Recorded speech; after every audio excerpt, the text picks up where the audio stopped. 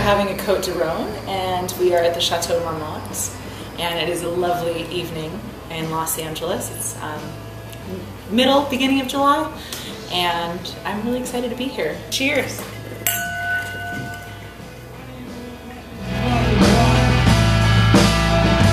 It all kind of started when I was a little girl. I had very strict parents, and you know, as a 6 to 10-year-old, I wasn't allowed to really watch cartoons or anything like that.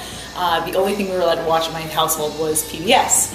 So I watched a lot of Julia Child and Martin Yan. I was just really inspired by those sorts of shows, like Great Chefs, Great Cities, places and shows that you could sort of travel through food. I kind of always dreamt in my mind that that would be something I could do one day.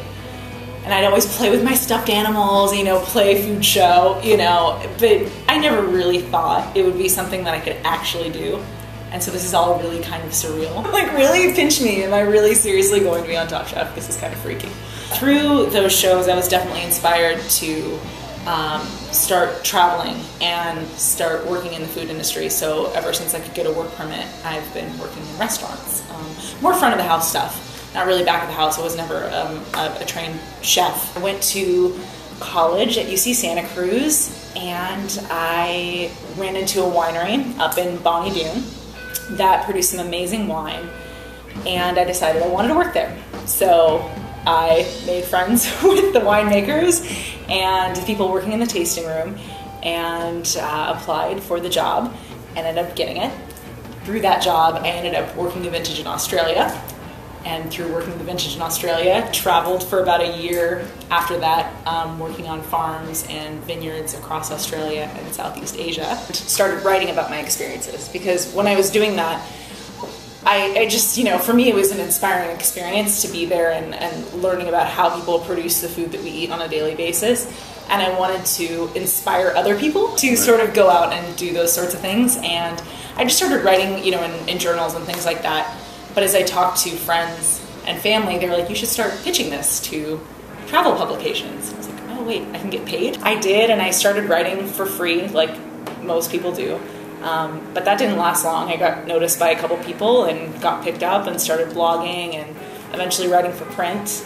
And when I came home from that journey, which was a little bit over a year of traveling around Australia and Southeast Asia, I landed a gig as a restaurants editor for like a small weekly publication in Los Angeles called Metromix. Just kind of steadily climbed this ladder in Los Angeles and met new people and met new editors and made connections and just written as much as I possibly could.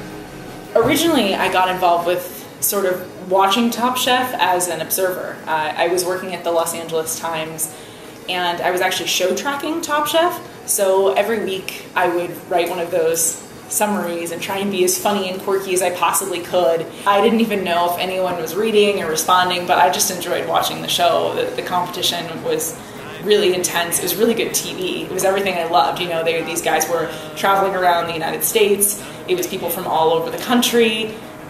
They were heated and they were hungry, you know, they were young people who were really wanting to do something in the field. That's kind of how I got my in with the food section there, and I started writing for the food editor at the LA Times because it was part of the media group. Eventually started writing feature stories for them too.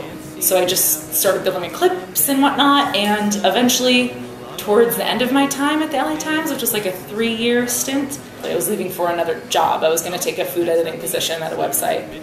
And right as I put in my 2 weeks notice, I got an email from the producers of Top Chef Masters, and they were like, hey, we saw your website, we really like what you do, we like the video you're doing, we like what you're up to, would you be interested in auditioning?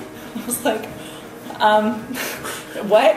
Yeah, of course I'd like to come in on audition. So I auditioned, and they asked me all sorts of questions. I was just being me and just telling them who I am, and I think that's what's really great about the Magical Elves, the production company, and Top Chef as a brand, is that they don't try to make you someone who you really, really aren't. They sort of bring out, you know, who you are at your core and really let you flourish. And so, you know, I was just honest in the interview, and they liked me, and I came in for round 2 with Dan Cutforth, which scared the daylights out of me. You have to remember, like, I've been an observer this whole time and really, like, admire this Emmy award-winning show. And so it was just really surreal to be around these people that I respect so much. I know who I am, like, this is really cool.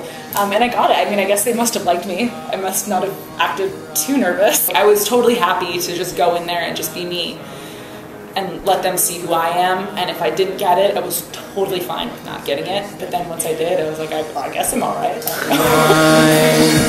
Well, it can surely get close, but it'll never be mine. And I'm waiting to I would just tell them that they're being judged by younger people on a daily basis. They're, you know, they have restaurants that are open, and I guarantee you that there are people younger than me and much less experienced than I am, you know, judging their food. I don't like people criticizing me, but at the end of the day, that fear of criticism comes from insecurity. And I've learned, just as a writer, I mean, I have to take criticism on a daily basis from my editors.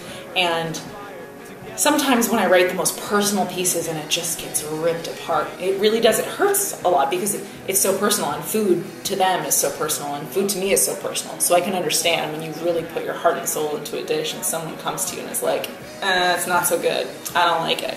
And especially if there's some young blonde chick who you've never seen before. At the end of the day, we're all human, and we all have taste buds, and we all have senses, and, you know, I'm not saying that I'm any better than anybody else, but I know what I like, you know what you like, and if I didn't like what you did, then maybe you could look inward instead of projecting outward. Because here I am, I'm 27 years old. I'm very young to be doing what I'm doing and to have done what I've done. I'm very blessed, I'm very aware of that.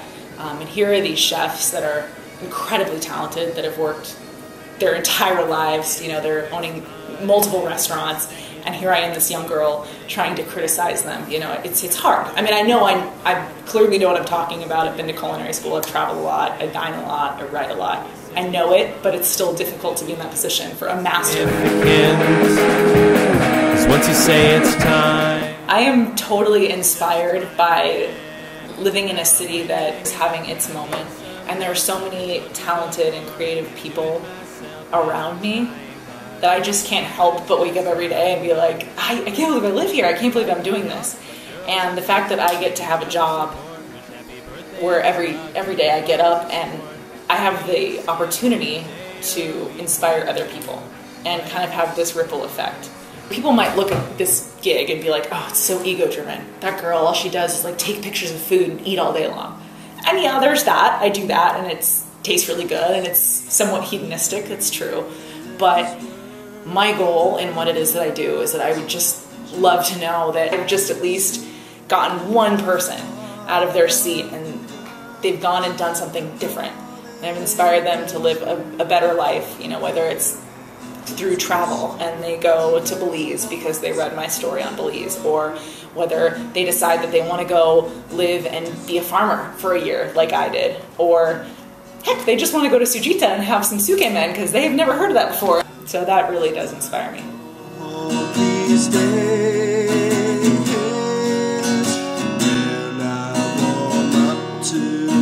You know, looks-wise, who doesn't want to be Christina Hedger? She's very calculating too. Like, you shouldn't pass her off as just being this beautiful, buxom lady.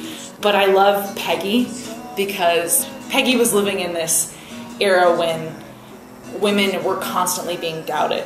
And she was constantly faced with this adversity. Everyone was just barking down on her, you know, saying, no, you can't be a copywriter. You can't do this. No. They were just constantly at her. But every single time she rose to the occasion and she just shined it on. And she shined it on with professionalism and with a smile. And I think that is one of the best things you can do, no matter what career you've got, if you're, you know, in ad sales or you're in editorial or you're a chef. As a woman, you have to take a lot more than a man will. Even today, a lot has not changed, and you've got to deal with these guys squawk, squawk, squawk, and bark, bark, barking, and you just got to shine it on and be strong. And you take it like a champ. But it's something that I've learned, I guess, from being an athlete, is you just focus, utmost focus, and at the end you'll come out on top. Don't let them derail you. Never. And that's part of why Peggy was so awesome.